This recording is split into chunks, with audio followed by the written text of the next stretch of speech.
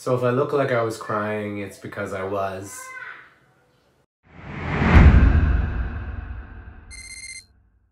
My son was trying to tell me something and I just wasn't hearing him. And he immediately, broke down and was upset. How I was making him feel was that I was not on the same frequency as him. I was not coming from a place of love. I was coming from a place of judgment and a place of power as his father instead of as his equal in terms of we are all human beings. And what I realized is that I've been getting caught up in the role of just being a parent and going into that unconscious state of just kind of judging situations that my children are in instead of actually being with my kid, getting caught in the role of right and wrong and how they should be.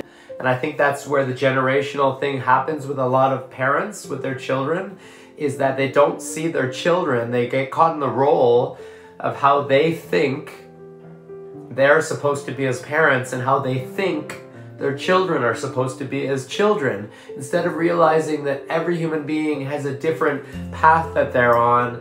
And I'm not saying you shouldn't stop your kid from hurting himself or hurting someone else or from being in danger. That's not what I'm saying. I'm saying, but in everyday life, we lose the moment and our children grow up so quickly, and one day they'll be grown-ups too, and then they'll be judging their children. And when I made that shift today and realized why he was upset because I was not putting loving energy out to him.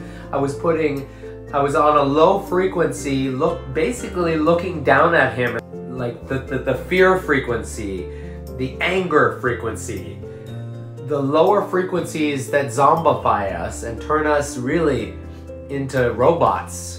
And I woke up and I gave him a hug and I let him know that I am there for you. You're one of my people. I'm with you. And I instantly felt this love in my heart and could feel the love in his heart. And I guess I'm just very emotional about what just happened, and I feel like this has been a very loving day. And I looked at my 9-year-old was my teacher, and I gave him a hug and I said, thank you for being my teacher. You are my greatest teacher. So I love you, Jace, and this video was for you.